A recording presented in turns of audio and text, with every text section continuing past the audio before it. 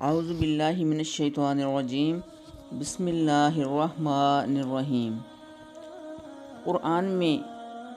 پہلے انسان آدم علیہ السلام کی پیدائش کا قصہ بیان کیا گیا ہے۔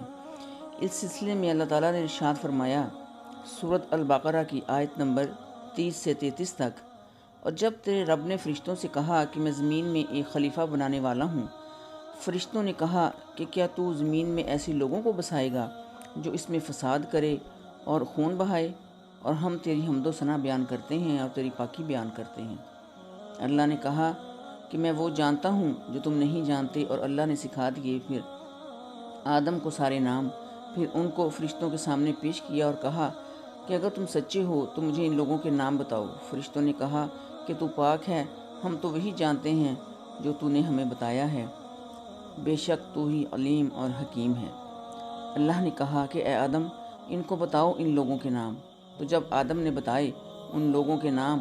تو پھر فرشتوں کا شبہ اور شک ختم ہو گیا۔ تو اللہ نے کہا کہ کیا میں نے تم سے نہیں کہا تھا کہ آسمانوں اور زمین کے بھید کو میں ہی جانتا ہوں، تم نہیں جانتے۔ فرشتوں کا یہ قول اللہ سبحانہ تعالیٰ پر بظاہر ایک اعتراض نظر آیا، مگر اللہ نے اس پر ان کی گرفت نہیں کی، بلکہ انہیں اصل منصوبے کی تفصیل بتائی، اور ان کا یہ شک خود بخود ختم ہو گیا اور شبے کی جگہ پر یقین واپس آ گیا۔ اسی طرح اللہ تعالیٰ نے آغاز انسانیت میں خود اپنی ذات سے یہ کمال نمونہ ہمیں پیش کیا، یہ کمال رول ماڈل بن کے ہمیں پیش کیا کہ اگر کوئی شخص کسی معاملے میں کوئی اختلاف رکھتا ہے، کوئی اعتراض، کوئی شک اور شبہ رکھتا ہے، تو اس کو اعتراض کرنے والے پر لعنت ملامت نہیں کرنی چاہیے، بلکہ اصل معاملہ کی وضاحت کی جائے تاکہ مکمل صورتحال سامنے آ جائے۔ یعنی جو واقعہ آئندہ تاریخ میں انسانوں کے درمیان پیش آنے والا تھا، اس کو خدا اور فرشتوں کے درمیان واقع کر کے عملی طور پر اللہ تعالیٰ نے خود اپنی ذات پر خود بتایا ہے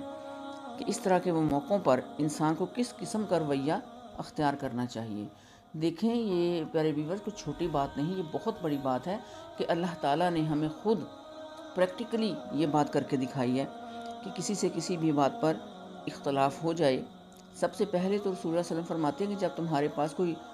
علمی دلیل آ جائے تو پھر تم سرنڈر کر دو، تم اپنی اس بات پر قائم نہ رہو، اس بات پر اڑے نہ رہو۔ کہ جب معاملہ کی وضاحت کر دی جائے تو پھر جس نے اعتراض کیا ہے، یعنی جو معترض ہے،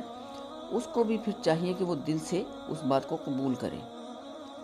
تو اس واقعہ میں ایک طرف اگر اعتراض کا پہلو ہے تو دوسری طرف اعتراف کا اعلیٰ نمونہ جو فرشتوں نے پیش کیا وہ بھی ہمیں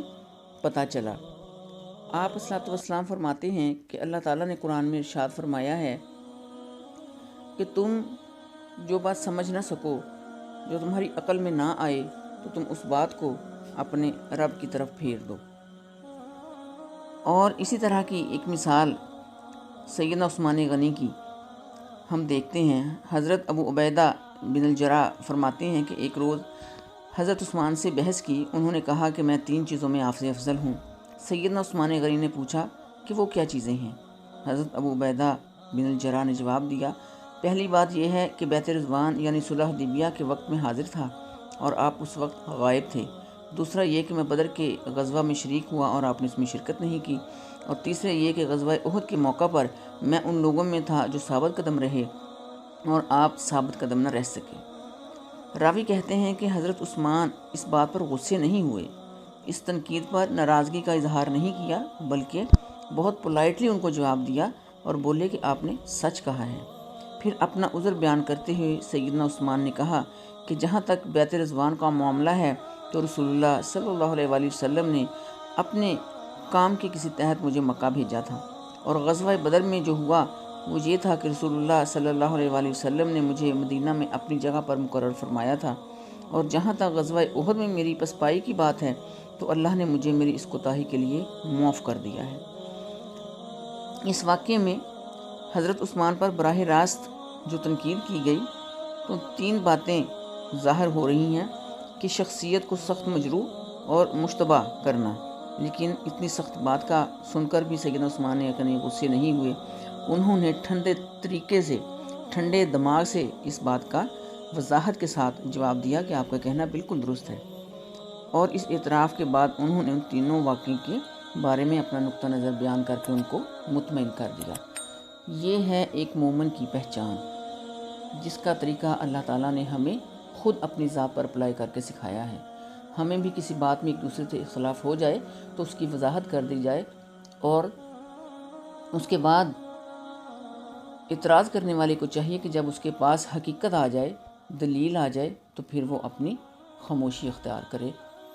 اور اپنے دل کو صاف کر لے۔ السلام علیکم ورحمۃ اللہ وبرکاتہ۔